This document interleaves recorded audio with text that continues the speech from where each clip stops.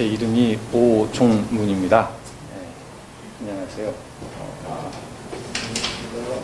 여기 서울 경희대 나오고 바로 가까운데 수원 합동신학교가 있어요. 제가 합신 출신입니다.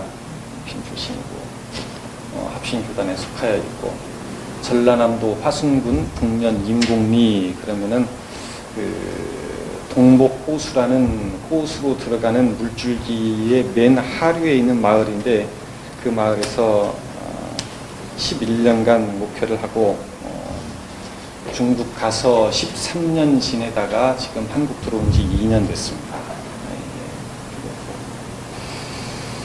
제가 중국에 있을 때 저희 아이들이 많지는 않아요.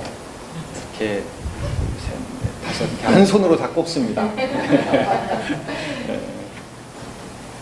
저희 아이들이 청소년 선교사 자녀들이 많죠. 분명히 그 당시 청소년 캠프에 갔다 와서 웃어요. 애들이 뭐가 그렇게 재미있느냐. 아빠하고 똑같은 내용으로 설교를 하는 목사님을 만났어요. 그럴 리가 없을 텐데. 그럴 리가 없을 텐데. 아니, 정말 들어보시면 똑같다니까요. 이런 설교를 다른 데서 못 들으니까 너희들은 지금이라도 잘 들어야 돼. 이런 말씀까지 똑같아요. 야, 그럴 리가 없을 텐데 그러다가 그분을 딱 나중에 만났어요. 만나서 보니까 부건식 목사님이시더라고요.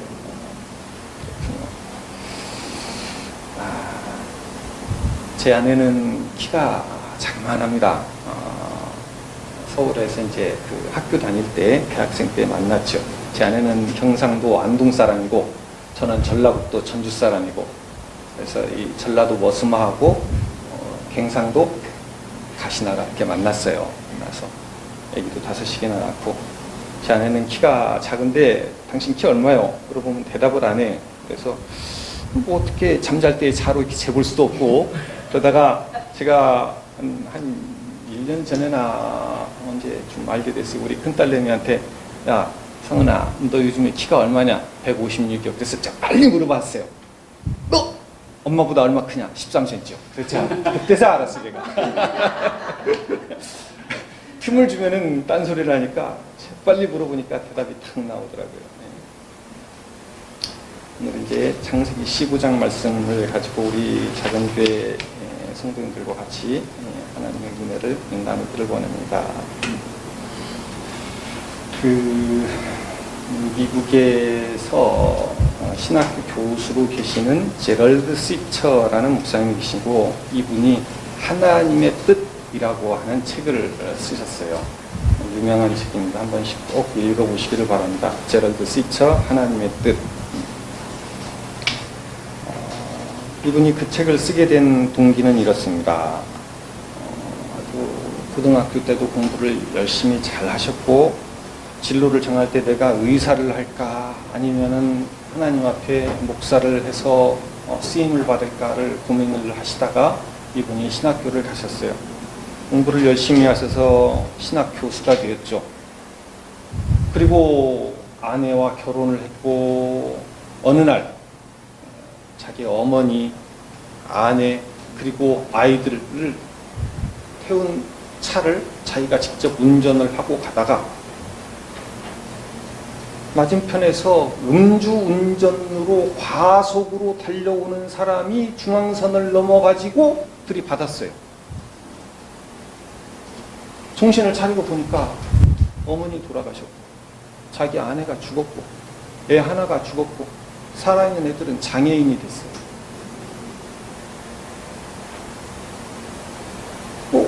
어떻게, 하나님, 어떻게 이런 일이 나한테 터지는 거죠? 어떻게? 거의 사람이 폐인이 되는 것이죠. 이 고난에 대해서 설명을 누가 좀 해주었으면, 네 죄 때문에 이렇게 되었다.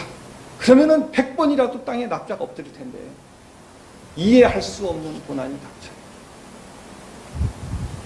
그러다가 이분이 이제 그 어두운 세월을 견디고 다시 일어나서 쓴 책이 하나님의 뜻이라는 책입니다. 이 책에 이런 내용이 나와요.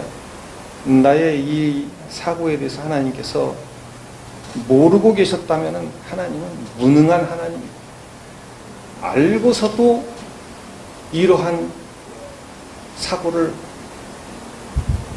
제게 허락하셨다면 하나님은 잔인하신 하나님이십니다. 이런 말씀입니다. 제가 고은식 목사님만큼이나 제가 물을 많이 마셔야 되는 사람인데. 예. 아유.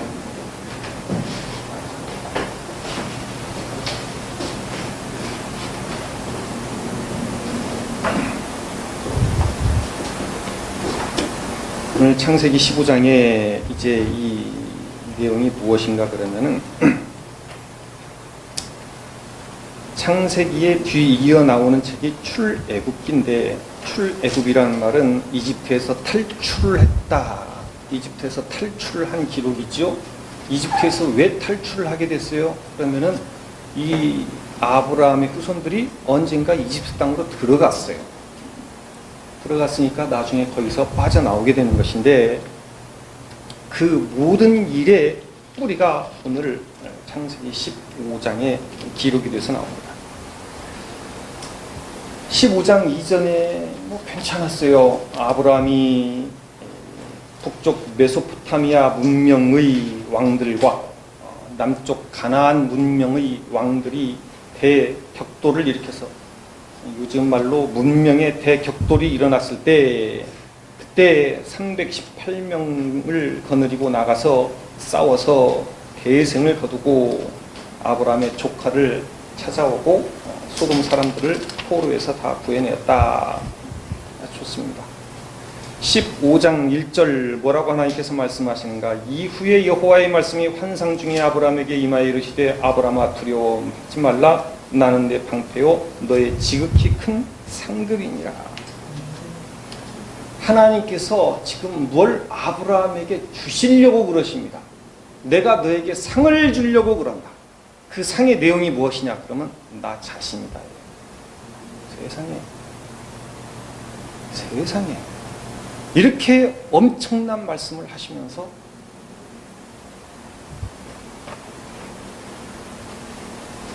아브라함은 그에 대해서 이제 제 나이가 얼만데 제가 그것을 다 받을 수 없겠고, 그러면 어떡하죠? 주 여호와여 내게 무엇을 주시려 하나이까? 나는 자식이 없사오니 나의 상속자는 우리 집에 있는 이 다메섹 사람 엘리에셀입니다. 그러자 하나님께서 말씀을 하시기를 4절에 여호와의 말씀이 그에게 임하여 이르시되, 그 사람은 네 상속자가 아니다. 네 몸에서 날 자, 네 친아들, 이 친아들이라고 그러죠, 한국에서. 친션 얼스가 너의 상속자가 될 것이다. 그를 이끌고 밖으로 나가 말씀하시기를 하늘을 우러러 묵별을 셀 수 있나 보라. 또 그에게 이르시되 네 자손이 이와 같으리라. 아브라함이 여호와를 믿으니 여호와께서 이를 그의 의로 여기시고. 굉장히 중요한 말씀이 나왔어요. 여기서 여기시다. 나중에 로마서 6장에 똑같은 말씀을 되풀이하십니다. 로마서 6장에서 여겨라라는 말씀. 오늘은 이제 다른 각도에서 성경 말씀을 봅시다. 또 그에게 이르시되 7절, 또 그에게 이르시되 나는 이 땅을 내게 주어 소유를 삼게 하려고 너를 갈대아인의 우르에서 이끌어낸 여호와이니라. 나는 이 땅을 내게 주어. 하나님께서 지금 뭐라고 말씀하십니까? 내 자신을 너에게 주겠다. 너에게 반드시 후손이 있을 것이다. 네 친아들로 말미암은 후손이 있을 것이고, 그 후손이 얼마나 번성한지 하늘의 별과 같이 많을 것이다. 그리고 내가 이 땅을 너에게 주겠다. 15장 맨 마지막 부분에 가서 하나님께서 이렇게 말씀을 하십니다. 내가 이 땅을 애굽강에서부터, 애굽강은 나일강입니다. 큰 강 유프라테스까지, 그러면은 메소포타미아 문명입니다.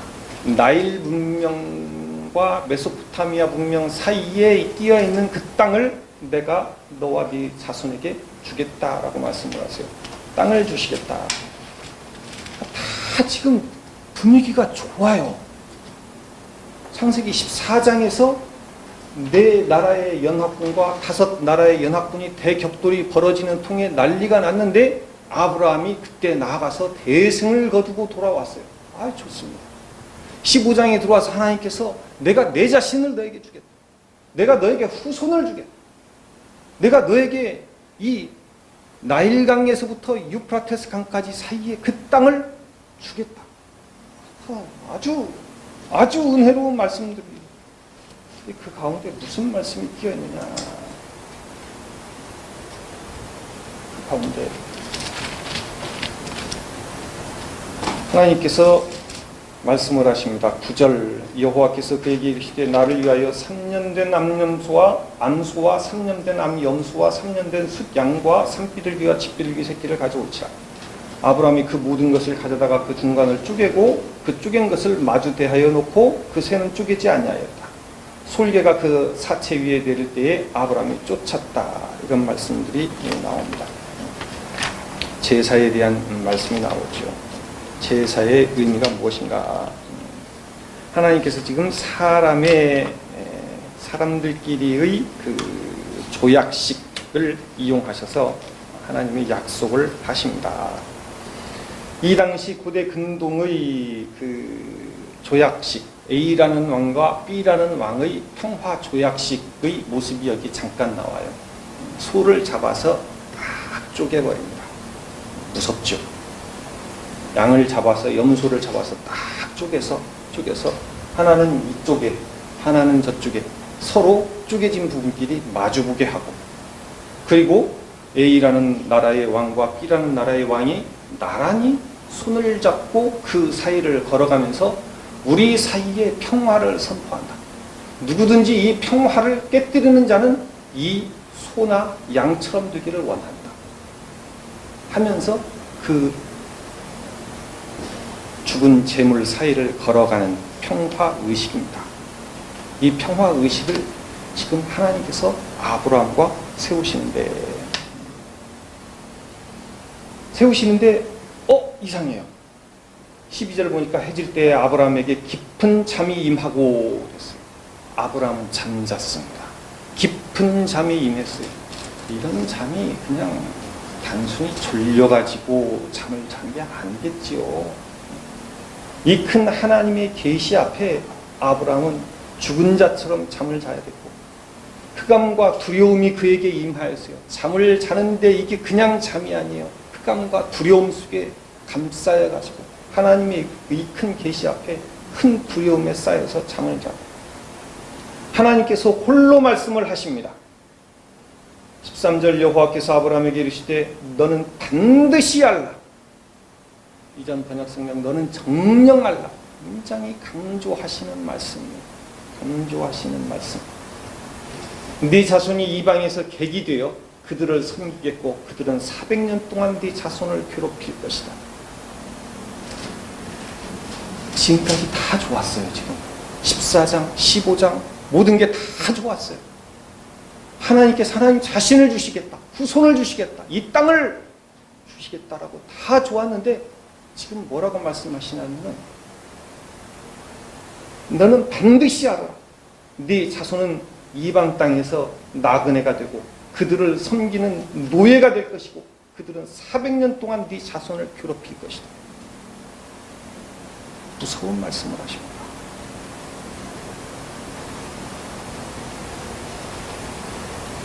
후에 아브라함의 후손들이 이집트 땅으로 들어가서 400년을 지냅니다. 제일 처음에 들어갈 때는 이집트의 총리 요셉의 가족이라는 존귀한 신분으로 들어갔죠. 그러나 이집트는 그 당시 대단한 강대국이고 영들이 많고 인물들이 많아요. 그러면 무슨 일이 있습니까? 정변이 많이 일어나는 거예요. 우리나라처럼 신라가 1000년을 가고 이런 나라 보기 힘들어요. 중국 역사 보십시오. 그 잘난 영웅들이 나오면은 나라가 뒤에 엎어지고. 이집트도 하도 복잡해서 나중에 후세 학자들이 왕조를 번호를 매깁니다. 13왕조, 15, 16, 17, 18, 19, 21, 22 이렇게 나가요. 하도 정변이 많으니까. 요셉이 자기 아버지와 형들을 다 불러가지고, 형제들을 불러서 이집 땅에 들어갔을 때 그때의 왕조가 계속되느냐? 아니죠. 시간이 지난 그 왕조가 멸망을 하고 새로 다른 왕조가 일어납니다. 새로 일어난 왕조의 눈으로 보면은 이전 왕조와 친하던 감은 역적이죠. 이제 너희들은 우리가 노예로 삼아야겠다. 노예가 되는 겁니다. 누가 뭘 잘못했습니까? 여기서 우리 생각해요. 누가 뭘 잘못했는가? 아브라함이 잘못했습니까? 이삭이 잘못했습니까? 야곱이 잘못했습니까? 요셉이 잘못했습니까? 누가 뭘 잘못했죠? 잘못한 것 하나도 없어요. 잘못한 것 하나도 없는데 노예로 굴러 떨어져요. 노예로 굴러 떨어져서 수백 년을 지내야 돼요. 우리나라가 일본 사람들에게 압제당한 36년을 놓고 얼마나들 분개하십니까? 분노해요. 여기는 지금 400년이에요. 400년.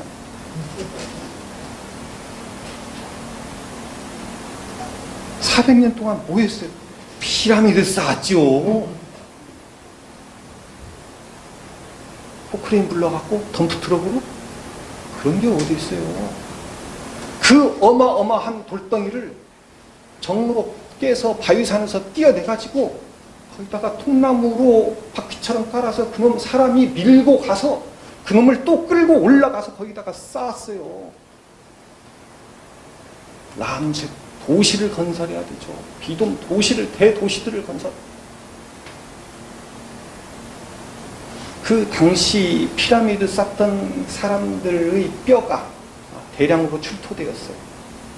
뼈들을 보면은 관절에 기형이 많이 갔어요. 이게 무슨 말입니까?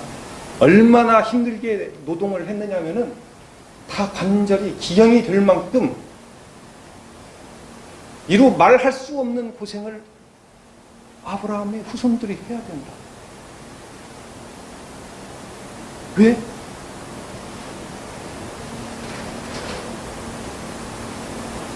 자, 오늘의 설교의 제목이 이겁니다. 동의하십니까?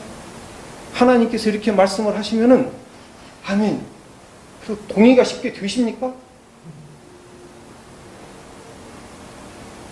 아니요. 당연한 거예요. 왜요, 하나님?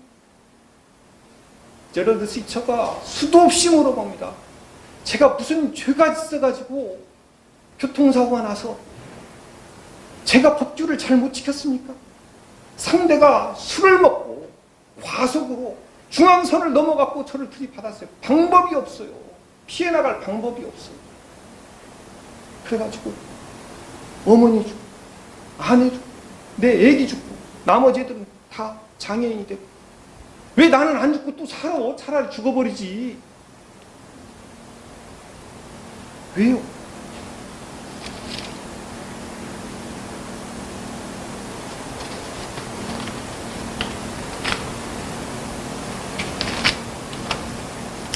불교에서는 뭐라고 말을 하는가 이렇게 되면은 전생을 들먹여야 되는지 설명이 안 되니까 설명이 안 되면 여기서 설명이 안 되면 전생을 끌어들여서라도 이것을 설명을 해보려고 합니다. 전생에 무슨 악업을 쌓았기 때문에 오늘날 일이 이렇게 되었다. 저 사람은 왜 부자가 되고 저 사람은 왜 저렇게 잘 살고 권력자가 되고 저 사람은 전생에 무슨 선한 일을 행하고 지금 흔히 나와요. 전생의 나라를 위해서. 전생. 그런데 성경은 뭐라고 말하는가? 아니다 이거예요. 아니에요. 그런 거 아니고 전생이 아니라 하나님께서 지금 무슨 일을 행하시려고 그래요. 하나님께서 지금 무슨 일을 행하시려고 무슨 일을 행하시려고 그러세요? 요한복음 9장을 한번 가볼까요? 신약성경 요한복음 9장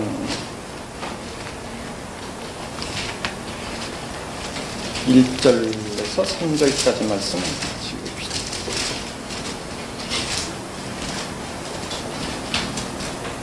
9장 1절로 3절 제가 읽습니다. 예수께서 길을 가실 때에 날 때부터 맹인된 사람을 보신지라 제자들이 물어 가로되 라비여 이 사람이 맹인으로 난 것이 누구의 죄로 인함이니까 자기니까 그 부모니까 예수께서 대답하시되 이 사람이나 그 부모의 죄로 인한 것이 아니라 그에게서 하나님의 하시는 일을 나타내고자 하십니다. 누구의 죄 때문입니까? 우리는 연약해서 늘 그것을 물어봐요. 누구의 죄 때문입니까? 그러면 사지 육신 멀쩡하게 태어난 사람들과 그들의 조상들은 죄가 좀 적어갖고 후손들이 사지 육신 멀쩡하게 태어나고 날 때부터 장애인으로 기형아로 태어난 사람들은 부모의 죄가 많고 조상의 죄가 많아서 그렇게 태어나는가? 아니다. 아니다. 하나님의 뜻이다. 하나님의 행하고자 하시는 일을 나타내려고 하신다. 불교는 과거를 끌어들이고 조상을 끌어들이고 그것도 안 되면 전생을 끌어들이고 근데 성경은 뭐라고 말하냐면 그런 거 필요 없고 앞으로 무슨 일을 하려고 그래. 앞으로 미래를 내다보고 앞으로 내가 무슨 일을 하려고 앞으로 무슨 일을 하시지요? 구약 교회를 세워나가요. 앞으로 무슨 일을 하려고? 교회를 세워나가려고.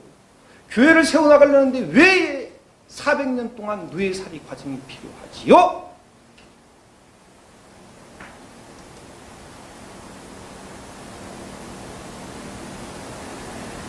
우리가 생각을 해봐요.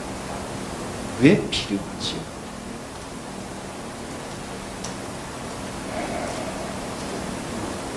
집을 제가 화순에 있을 때 건축을 좀 해봤습니다. 고등학교 1학년 때 한번 우리 집 지을 때 전라도 전주에서 집 한번 짓는데 일을 좀 해봤고 나중에 나이가 이제 38 해가지고 화순에서 도저히 목회하는데 이 사택과 교회당이 낡아서 뭐 도저히 감당을 할 수가 없어요. 쥐가 벽을 뚫고 들어옵니다. 양쪽으로 미장이 된 벽돌을 뚫고 들어와서 우리 안방까지 들어와요. 문제는 뭐냐면은 이 쥐가 뒷목에서부터 꼬리까지 까만 줄이 쫙 나 있는 줄이에요. 보통은 그냥 쥐색 짙은 회색인데요. 거기는 까만 줄이 쫙 나 있어요. 등줄무늬 들쥐라는 쥐입니다. 이게 무슨 쥐인가? 그러면 유행성 출혈열을 옮기는 쥐예요. 해마다 한 추수 끝날 때쯤 되면 우리 교인들 중에 한 명 정도 감기 몸살인 듯 알아 눕는데 열이 계속 안 떨어진다 그러면 빨리 전남대병원이나 광주기독병원으로 모시고 가야 됩니다. 그러면 이제 유행성 출혈열입니다. 세상에 이 쥐가 우리 방방까지 들어와요. 우리 애들이 있는데 우리 고양이가 탁 쥐를 가지고 놉니다. 탁 그래서 그러니까 등줄무늬 들쥐야. 아이고야. 들쥐는 들판에서만 살아야 된다. 그런 헌법이 없거든요. 근데 그게 들어와. 어떻게 이제 우리 어떡하기는 이제 새로 지어야지. 지으려고 그랬더니 땅이 너무나 안 좋아. 마을 중앙에 땅이 한 1000평짜리 978평짜리인데 거기를 이사 갔으면 좋겠어. 거기다가 지었으면 좋겠어. 기도하다가 이제 온갖 우여곡절 끝에 이제 건축을 합니다. 기초를 하려고 봤더니 무슨 말인지도 몰랐어요. 동결선을 얼마를 생각하십니까? 그러더라고요. 건축업자 집사님이. 이게 무슨 말이냐 했더니 겨울철에 한국에 땅이 언다 이거예요. 땅이 얼어요. 땅이 얼면은 무슨 일이 생기는가? 땅 속에는 습기가 얼어요. 물이 얼면은 부피가 커집니까? 작아집니까? 커져요. 그 땅 속에 있는 습기가 얼어서 부피가 커지면은 그 힘이 어느 정도인가? 집을 들어 올려요. 놀랍죠? 그러다가 봄 되면 집을 살짝 놔. 올렸다 내렸다를 몇 번 하면은 금이 쫙 가요. 그러니까 기초를 깊이 파라 이거예요. 기초를 얼만큼 생각하십니까? 그걸 동결선이라고. 겨울철에 어느 정도까지 얼어붙는가? 집사님한테 동결선이 전라도 얼마입니까? 그랬더니 이 지역은 70입니다. 70cm. 자, 1m를 팝시다 그랬어요. 1m 팝시다. 서울 가면은 1m 파야 되는데 전라도는 70cm 파면 됩니다. 그래서 1m 팝시다. 15층짜리 아파트를 올린다. 그러면은 동결선 1m 안 돼요. 지하실 1층, 2층, 3층 파야 돼요. 63빌딩 올렸다. 저쪽 123층입니까, 저게? 네, 저거 올렸다. 그러면 지하로 얼마를 파내야 되겠어요? 나무가, 큰 나무가 있다. 그러면은 그 속에는 뿌리가 큰 게 들어있어요. 마찬가지입니다. 하나님께서 큰 교회를 세우시겠다 그러면 먼저 땅 속에다가 집어넣습니다. 뭔가를. 뭘 집어넣죠? 사람 집어넣습니다.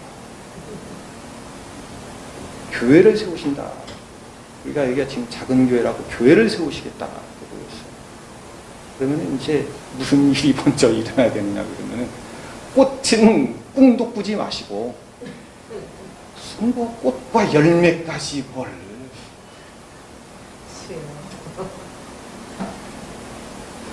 땅속에 들어갈 준비들을 하셔야 됩니다. 100명이 모이는 교회 교인들 가운데 두세 명이서 찌그락거리고 서로 싸웠다. 표도 안 나요.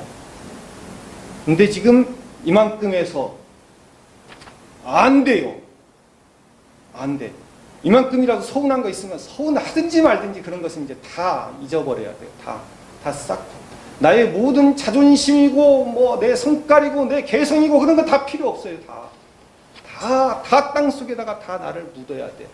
세월을 묻어야 돼. 내 눈물을 묻어야 되고 내 기도를 묻어야 되고 내 자식도 묻어야 돼. 그래야 나중에 뭐가 나와요. 하나님께서는 지금 아브라함에게 뭐라고 말씀하시냐? 내가 나를 주겠다니까.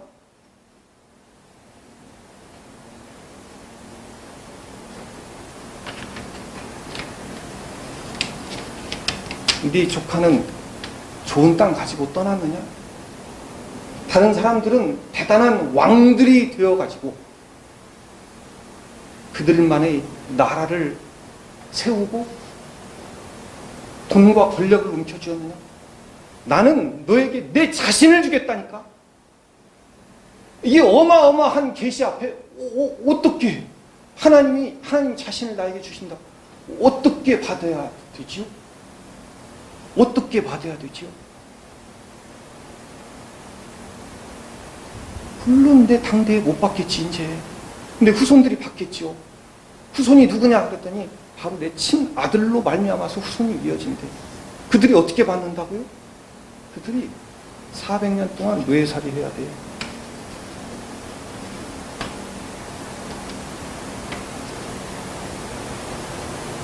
하나님 하시는 일이십니다.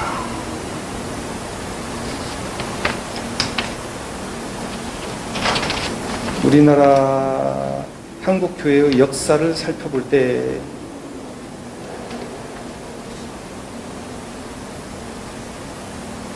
손양원 목사님, 우리 한국교회의 이 초대 멤버들입니다. 주기철 목사님, 손양원 목사님,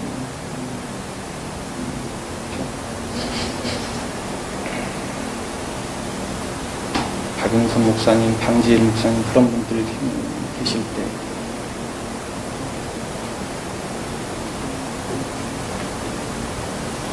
우리는 가짜 냄새가 많이 나가지고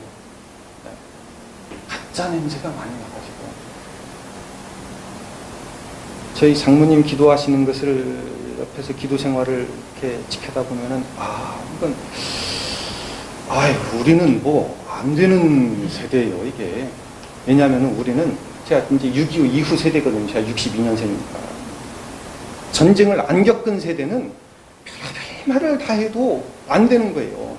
그 다음에 제가 또 우리 딸내미 얼마나 착하고 예쁜지 몰라요. 우리 아들로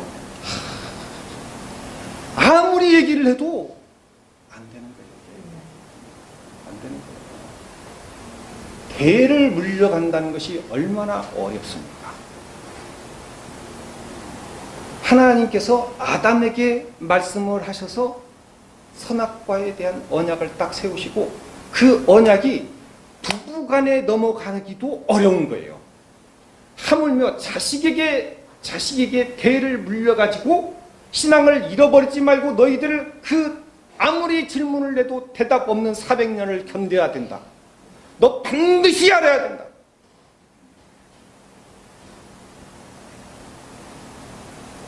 놀라운 얘기입니다. 장모님 기도를 도저히 못 따라가겠어요. 도저히 피곤해 죽겠어요. 그래도 내심은 벌떡 일어나요. 자동이에요. 그분들은 자동. 이미 이게 딱 시스템이 돼 있어. 아무리 피곤해도 새벽 4시면은 칼같이 일어나요. 우리는 안 되더라고요.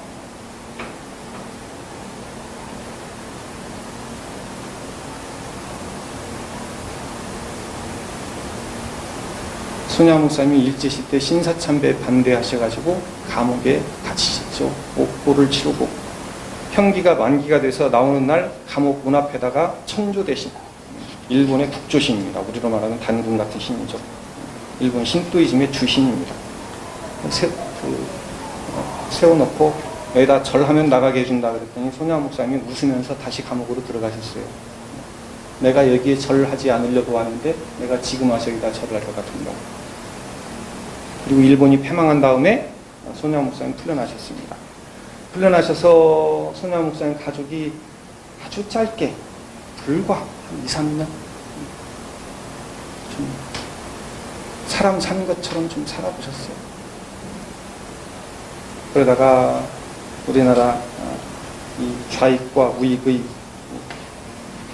서로 싸우는 비극 속에서 제주도에 4.3 폭동이 터졌죠. 그 당시 남조선 노동당, 남로당이라고 불렸습니다. 남로당. 대표라고 말하시는 사람은 박헌영이라는 사람이죠. 남로당의 지시로 제주도의 김달삼이라고 하는 사람이에요. 김달삼. 그 사람은 일본에서 사관학교를 나오고 일본 장교를 했으니까 사실 친일파죠, 이 사람도. 그 사람이 해방 후에 남로당에 가입을 해서 공산주의 사상을 가지게 되고 이 사람을 중심으로 해서 제주도 4.3 폭동이 일어납니다. 사람들이 파출소를 습격하고 경찰 가족들을 죽이고 그러면서부터 제주도 4.3 폭동이 터지는 거죠. 그리고 나서 김달상과 그 일당들은 북으로 넘어갑니다. 놀랍죠. 나머지 제주도 사람들만 엄청 당했어요. 과잉진압이죠. 재판 이런 거 없어요. 그 당시에 그냥 쏴버렸습니다. 대략 한 3만 명 죽었다는 말이 있습니다. 그 당시 제주도 도민 다 통틀어서 30만이 안 됐다니까 어마어마한 대비극이 일어난 것이죠. 그 제주도 4.3 폭동을 진압하려고 육지에서 병력을 이끌어내려고 하니까 그 당시 여수와 순천에 주둔해 있던 군 병력 중에서 군인들 안에서도 남로당 사람들이 많았거든요. 그 사람들이 반란을 일으킵니다. 이게 여수 순천 반란 사건이에요. 여수 순천 반란 사건이 딱 일어나고 나자 평소 그 당시 좀 공부를 좀 해야지 그래도 이 좌익이 되는 거예요. 그 당시 좀 공부를 해야지. 글도 모르는 대부분의 이 문맹 이런 사람들은 뭐 공산주의가 뭔지도 모르고 그 당시 고등학생들이 중심이 돼서 대학생도 별로 없던 시절이니까 학생들 중심으로 몽둥이 들고 나오는 거죠. 나와서 이 평소 우익이라고 생각했던 사람들을 죽이는 겁니다. 손야 목사님은 그 당시 다른 데 집회에 나가서 그 자리에 없었고 대신 그 집에 찾아가서 손야 목사님 두 아들을 사람들이 때려 죽입니다. 고등학생.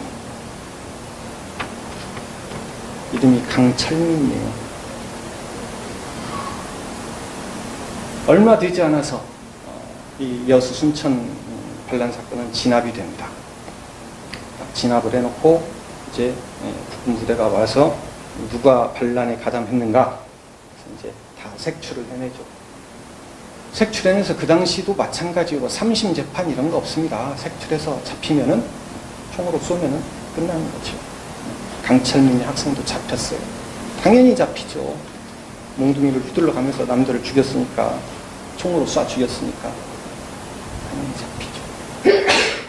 손양원 목사님이 그 소식을 듣고 딸 손동희 집사님을 그 당시 이제 그 딸 중학생 정도밖에 안 됐죠. 딸을 보내서 이 죽은 아들의 아비의 뜻이다.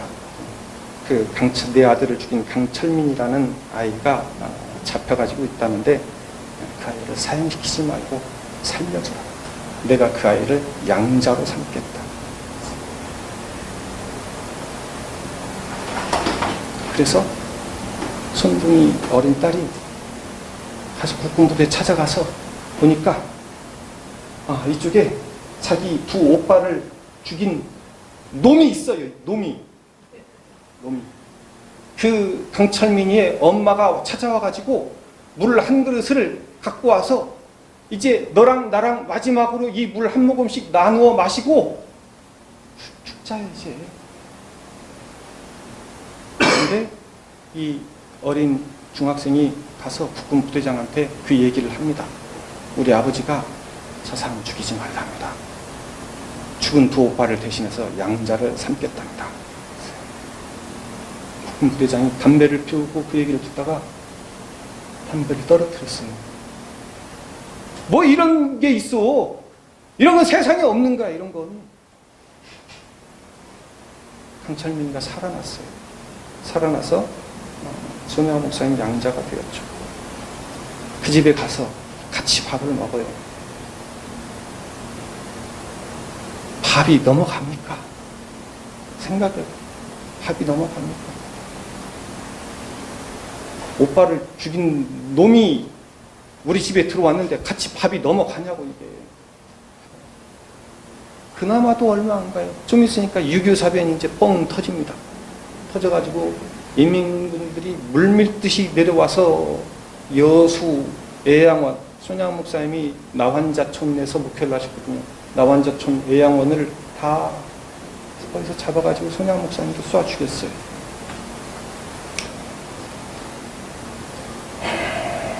손동희 집사님은 그래도 정신이 멀쩡했고 하도 그 충격 속에서 딸 하나가 정신이 이상해서 실어증으로 말을 못해 일생 동안 그냥 이제 그 집도 다 돌아가셨을 거예요. 손동희 집사님 아마 아직까지 살아계실 겁니다.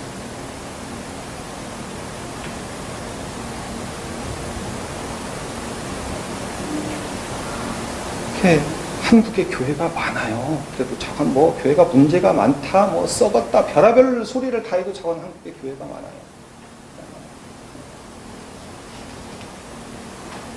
중동 지역을 여행하고 온 신학교 동기 목사님이 그렇게 얘기를 합니다. 거기 한 일주일, 2주일을 돌아다녔더니 묘하게 사람이 짓눌리고 피곤해. 짓눌리고 피곤해. 그러다가 이집트에 가서 콥틱 교회, 그거 정말 교회 같지도 않은 교회인데 사실 교리상으로 볼 때 콥틱 교회 십자가 납을 보니까 살 것 같아요. 살 것 같다. 살 것 같다. 한국의 작은 교회가 그래도 어찌되었든지 교회가 있어요. 이런 데의 뿌리는 손양원 목사님 같은 분들이, 주기철 목사님 같은 분들이, 전남 신안에 가보십시오. 문준경 전도사님, 여전도사님이 어떻게 순교를 당하셨는가. 전남 신안 증도라는 섬이 있습니다. 증도. 그런 분들이 평소 어떤 기도 생활을 하셨는가. 그런 분들이 기도하고 피를 흘려서 오늘날 감히 우리가 하나님을 아버지라고 불러.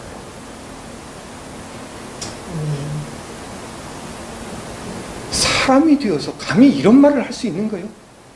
하나님을 아버지라고 불러요.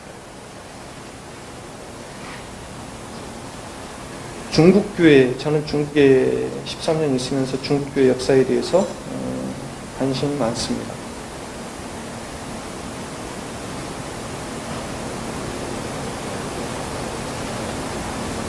(1949년도)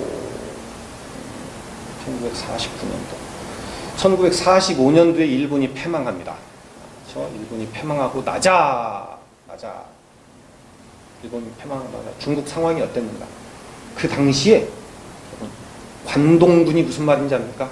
일본에서 중국 대륙을 침략하고 지배하기 위해서 보낸 군대 100만 명이 넘어요. 관동군이. 만주국 40만 그중에서 어마어마하고 그들의 항공기, 비행기와 대포와 탱크와 무기와 전술과 이것을 도저히 장개석이의 군대도 당해낼 수가 없어서 늘 도망 다녔고 모택동의 군대는 거의 전투에 참여하지 않았고 딱 두 가지 나와. 백단 전투와 저쪽 운남 동총 전투. 거의 전투에 참여하지 않았고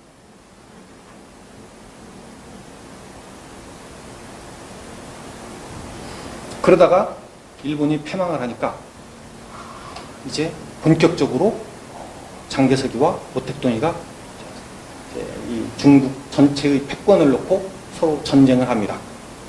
전쟁을 하는데 참 외교란 게 그렇게 중요한 거예요. 당시에 일본이 전쟁에서 빨리빨리 손을 들지 않고 질질 끄니까 소련이 일본과의 전쟁에 이렇게 참여해도 된다, 참여하기를 원한다라는 이 미국 측의 사인에 소련군들이 밀고 내려옵니다. 만주를 내려와요. 이미 일본군 딱 며칠 전에 손 들었는데 계속해서 내려옵니다. 내려오면서 그 엄청난 무기고, 신양에 있는 무기고를 털었더니 소총이 10만 정 이상이 나왔다. 전부 다 모택동이한테 싹 다 갖다 줍니다. 탱크 다 갖다 줍니다. 항공기 다 갖다 줍니다. 그러면서 모택동이 군대가 어마어마해진 거예요. 장개석이와 싸워서 지네들이 이겼어요. 이어가지고 1949년도에 드디어 중국 전체를 이제 모택동이가 딱 소나귀에 집어넣고 1949년도 10월 1일 날, 오늘날도 10월 1일이 중국의 국경절입니다. 나라를 개국한 날이죠. 중화인민공화국을 개국한 날이라 휴일입니다. 이제 천안문 광장에서 중화인민공화국 이제 건국을 선포한 그런 일이 있는데 바로 그 직전에까지 미국에서 온 선교사, 유럽에서 온 선교사들과 중국의 교회의 지도자들이 상해에서 모여가지고 회의를 합니다.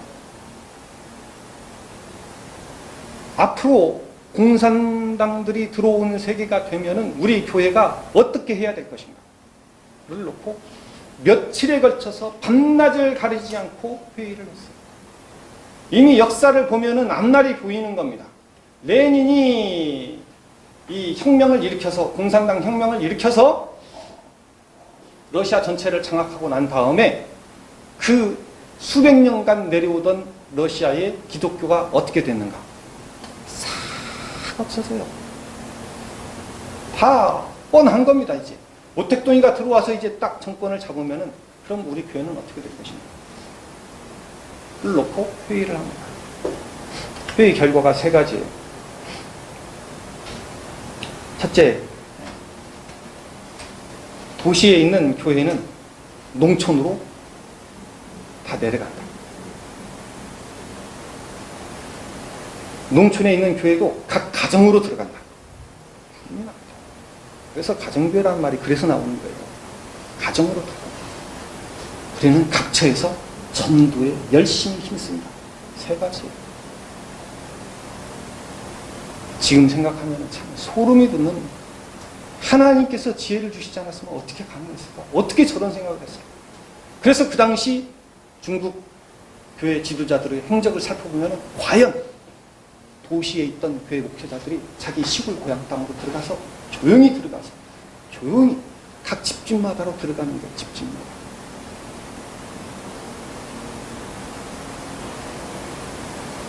물론 수많은 사람들이 죽습니다.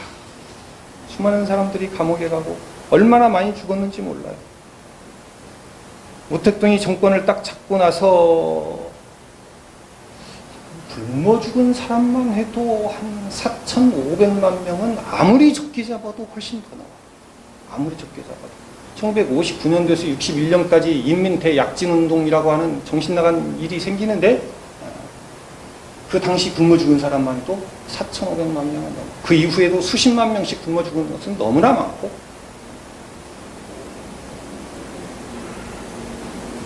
기독교 지도자들은 수도 없이 많이 맞아 죽고 감옥에 들어가서 옥사하고,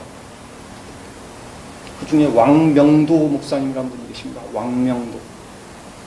원래 이름이 왕철자예요. 쇠의 아들입니다. 왕철자 였다가 예수 믿고 나서 내가 이 밝은 하나님의 말씀을 전파하는 사람이 되겠다. 그래서 왕명도라고 자기의 이름을 바꾸고, 이분이 목사님이 되었는데 모택동이 치하에서, 제목은 간단해요. 예수 믿는 죄. 뭐 대단한 죄가 있습니까? 사상범이죠. 지네들 눈으로 볼 때는 사상범. 한 번 잡히면은 감옥에 20여 년씩 갑니다.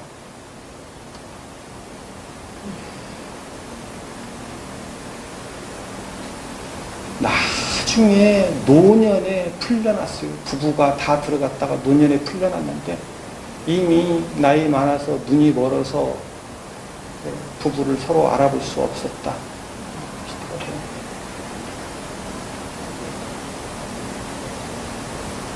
그래도 그런 분들이 원망도 하지 않으셨습니다. 나는 감옥에 있을 때 예수님과 밀월 여행을 즐겼다.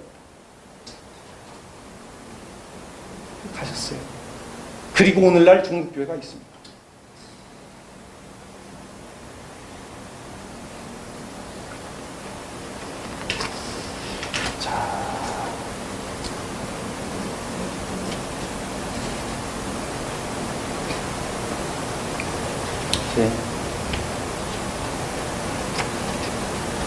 처음 질문으로 우리 돌아가 봅시다. 제러드 시처의 질문. 이 사고가 날 것을 모르셨다면 무능하신 하나님이십니다.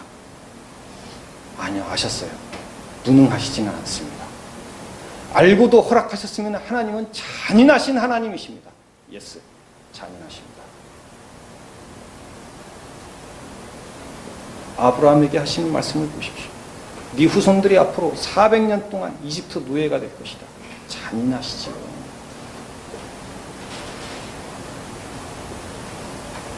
손양호 목사님 두 아들이 맞아 죽습니다. 왕명도 목사님 친구들 맞아 죽고 그분 감옥에서 일생 동안 막 계시다가 노년에 돌아가시기 얼마 전에 풀려나서 잠깐 사시다 가셨어요.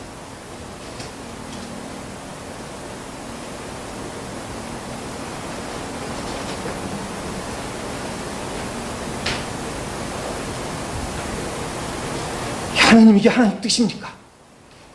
하나님 뜻이죠. 그럼요, 하나님 뜻이죠. 하나님 너무나 잔인하지 않습니까?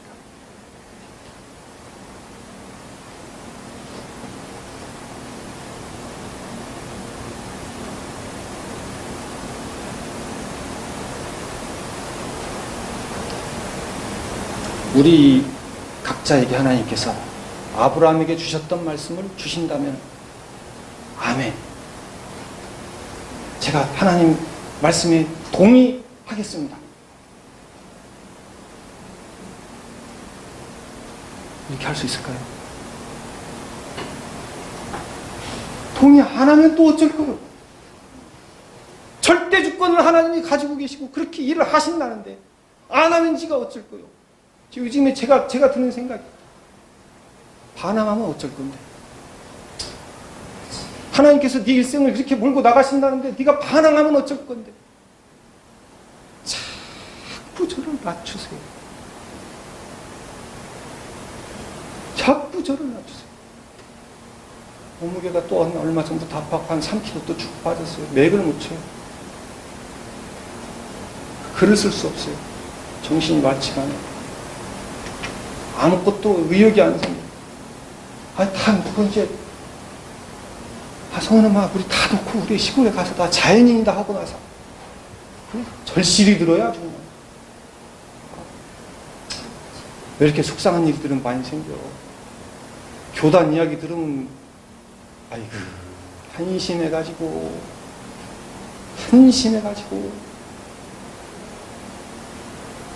속상한 일들 많이 생기죠. 하나님은 저를 자꾸 낮추세요. 자꾸 낮추세요. 왜요? 왜요? 너는 낮춘 것도 아니야. 너 이집트 피라미드도 안 끌어봤잖아. 너 네 자식 맞아 죽는 걸 안 겪었잖아. 너 깜빵도 안 갔잖아. 뭘 했다고 그렇게 불평이 많고 원망이 많고 그러냐. 넌 좀 더 한참 더 가야 되겠다. 너 너네 장모님만큼 기도를 못하더만. 밥을 안 굶어 봤으니 기도가 잘 안 나오지.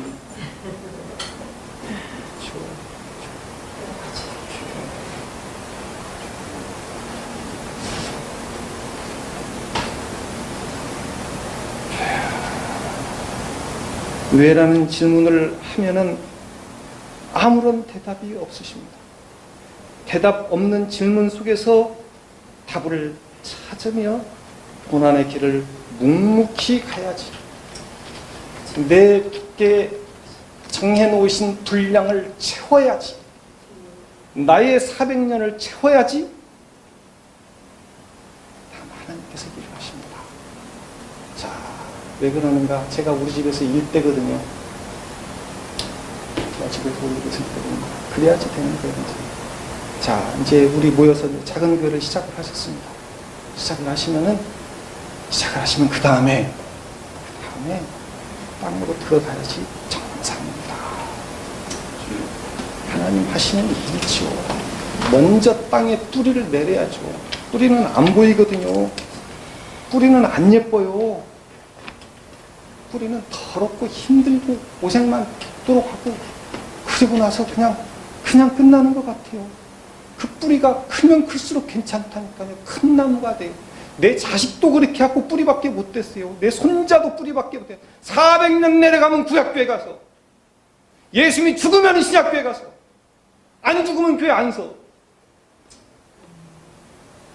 그렇죠. 우리 그런 마음을 가지고 오늘의 우리 자신을 말씀에 비춰서 해석을 하면서 지금 비명이 터져 나오면은 잘 가고 있는 겁니다. 지금 속이 상해서 뭐 폭발 직전이에요. 그럼 아주 하나님 앞에서 큰 상을 받을 사람입니다. 제가 주의 일을 하느라고 제가 돈을 못 벌어서 가난해요. 억울해요. 말도 못할 모함을 당했어요. 속상한 일이 많아요. 하나님 앞에서 상이 막 쌓여가고 있습니다. 할렐루야! 감사합니다. 그리고 그 자리에서 엎드리시면 복입니다. 고기에 세우면 복이 없습니다. 자, 우리를 그런 마음을 가지고 우리가 예수님의 뒤를 한 걸음 한 걸음 따라갑시다. 기도합니다.